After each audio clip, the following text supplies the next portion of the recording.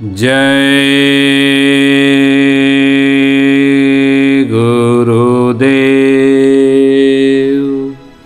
एक बार परम पूज्य स्वामी जी महाराज ने सत्संग सुनाते हुए कहा, बड़े बड़े राजे बादशाह और चक्रवर्ती शहंशाह वहाँ नरकों में इस कदर काटे और जलाए जाते हैं कि लाखों लाखों और करोड़ों करोड़ों वर्षों तक उन कुंडों में जलाए जाते और चिल्ला रहे। उनके एक भी तीर तलवार, उनके रिश्तेदार और परिवार, कौम कौमियत एक भी उनके साथ वहाँ नहीं जाते।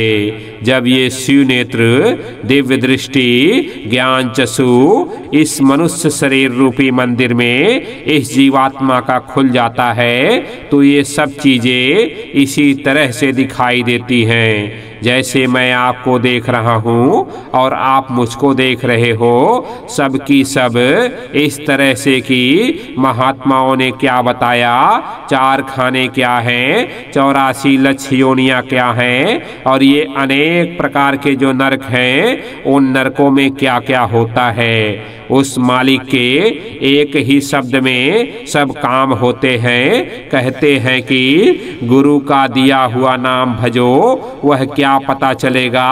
सब लड़ गए, कोई रामायण में लड़ गया, कोई पूरब में, कोई पश्चिम में, कोई सूरज में, कोई चाँद में, कोई इसमें, कोई उसमें, इसी में रगड़ गए। ये भी नहीं समझ पाया मतलब ये कि क्या ये तो जो ये स्वप्नवत संसार है जो आंखों से देखते हो वह सब स्वप्नवत है।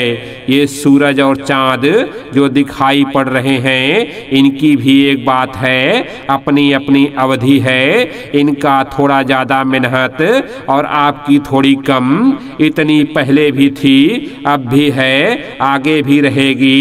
बिना उनके काम नहीं बनेगा। इसलिए संदेश है मानव आत्माओं के लिए, तुम अपने काम में लगे रहो। यह दुनिया तो भेड़िया धसान है। नई बात 9 दिन, पुरानी बात 13 दिन कहकर सब चुप हो जाएंगे। वो समझ लेंगे कि यह तो अपना रास्ता छोड़ेगा नहीं। दुनिया अपना रास्ता नहीं छोड़ती तो तुम अपना रास्ता क्यों छोड़ोगे। यह संसार है, यहाँ समझ बूझ कर चलो, अच्छे काम करते रहो तो डरना क्या। अगर मैं झूठा हो गया तो गीता, रामायण, बाइबिल, पुराण, मंदिर, मस्जिद, गुरुद्वारे, चर्च, राम कृष्ण सब झूठे हो जाएंगे। प्रातः काल का समय भजन के लिए अच्छा होता है, वातावरण शांत रहता है। महात्माओं ने कहा है कि प्रातः काल की अमृत वेला में जो साधना की जाती है उससे आत्मिक उन्नति में बड़ी मदद मिलती है। मन की एकाग्रता के लिए अमृत वेला के समय को चतुर साधक बेकार नहीं जाने देते। बाबा जी का कार्य तो केवल शिव नेत्र खोलना और जीवात्मा को जीते जी जगाना। जब तक ये दोनों ना हो जाएं तब तक जीवात्मा प्रभु की ओर चल नहीं सकती। यह कार्य महात्मा ही करते हैं। यह सफाई होने पर मनुष्य को वास्तविक आनंद प्राप्त हो जाता है, उसमें प्रेम की जागृति हो जाती है। यही आत्मा जागृति की पहचान है। बाबा जी ने आश्वासन दिया कि मुझे आपकी सड़ी गली गद्दी नहीं चाहिए, लेकिन साथ ही साथ यह भी कहा कि भारतवर्ष में दैविक शक्तियां अवतरित हो चुकी हैं जो धर्म और कर्म की स्थापना करके ही रहेंगी। आप लोग धर्म को समझो। मांस खाना, शराब पीकर देवी देवता भगवान की पूजा करना धर्म नहीं, यह पाप कर्म अधर्म है। इन कर्मों की सजा भोगनी होगी। दिल्ली की पार्लियामेंट में शराब पीकर कोई यह कहे कि गरीबी दूर होगी, सबको न्याय सुरक्षा रक्षा मिलेगी, यह भ्रष्ट व्यवस्था सुधर जाएगी, अब यह नहीं हो सकता, अब यह होने वाला ही नहीं। बाबा जी आपको लिख कर देते हैं संत मत में 3-4 4 बार भोजन करना निषेध है। साधना के कार्यक्रम में आए हो, प्रातः सत्संग के बाद 9 बजे नाश्ता, दोपहर में 1:30-2 बजे तक भोजन करो, रात्रि में सत्संग के बाद चाय दूध ले सकते हो। पेट हल्का रहेगा तो भजन ध्यान बनेगा, एकाग्रता आएगी, सूरत का खिंचाव ऊपर की तरफ होगा। जब सृष्टि में अधर्म फैल जाता है तब काल भगवान अपनी शक्तियों को भेजकर अधर्मियों का संहार करते हैं। पश्चिम एशिया के युद्ध में इजराइल की विजय होगी, बाद में भारत और इजराइल की दोस्ती हो जाएगी। हिंदुस्तान की जनता इजराइल का साथ दे रही है और भारत के राजनीतिज्ञ अरब देशों का पक्ष ले रहे हैं। इजराइल ने कभी भारत का विरोध नहीं किया, मुसलमान देश कभी भारत के दोस्त नहीं बनेंगे। पाकिस्तान नष्ट हो जाएगा और मुस्लिम देशों में काफी नरसंहार होगा।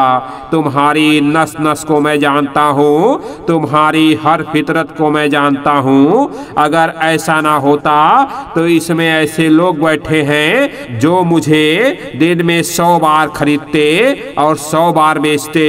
उधर से शब्द आ रहा है, वह प्यार की बोली है, उसमें बड़ी मिठास है। जब वह बोली मिलेगी तब तुम्हारी जीवात्मा जाग जाएगी। इसलिए साधन करो, थोड़ा मन बुद्धि चित्त को घाट पर रोक कर रखो ताकि सूरत अपनी आंख कान से काम करने लगे। मन को रोकने का ही तो अभ्यास करना है। यह पराविद्या है जो कठिन तो मालूम होती है पर बहुत सरल है। आगे जो भूकंप आएगा उसमें शहरों की इमारतें कई 100 फीट ऊपर उछल जाएंगी, फिर चारों ओर त्राहिमाम त्राहिमाम होगा। मालिक ने हुक्म दिया है कि वक्त नजदीक है, सब लोग होशियार हो जाओ, वह कोई न कोई सजा देने वाला है। पहले के युगों में जीवात्माओं के कल्याण की कठिन साधनाएं थी। संसार में जब लाखों वर्ष की आयु, हड्डियों में प्राण, मन हाथी की तरह बलवान था, सतयुग सब योगी विज्ञानी, करी हरि ध्यान तरही भव प्राणी। सबको रास्ता मालूम था, सभी परम पद के अधिकारी थे। जब युग का परिवर्तन हुआ, त्रेता में 10,000 वर्ष की मनुष्यों की आयु, रक्त में प्राण, मन घोड़े की तरह ताकतवर हो गया तो साधना का मार्ग महापुरुषों ने बदल दिया। यज्ञ के विधान से लोगों का काम होता था। द्वापर में जब 1000 वर्ष की आयु हो गई, मन की ताकत बकरी की तरह, प्राण चमड़े में चले गए तो जानकार महापुरुषों ने रास्ता बदलकर पूजा का विधान रखा। वर्तमान कलयुग में जब मुश्किल से 100 वर्ष की आयु, मन चींटी की तरह कमजोर, प्राण शरीर से बाहर अन्न में चले गए तो महापुरुषों ने सूरत शब्द योग नाम योग की साधना जारी की। कलयुग योग यज्ञ नहीं ज्ञाना, एक आधार नाम गुण गाना। कलयुग में नाम योग की साधना से ही जीव भव सागर से पार जाएगा। जय गुरुदेव।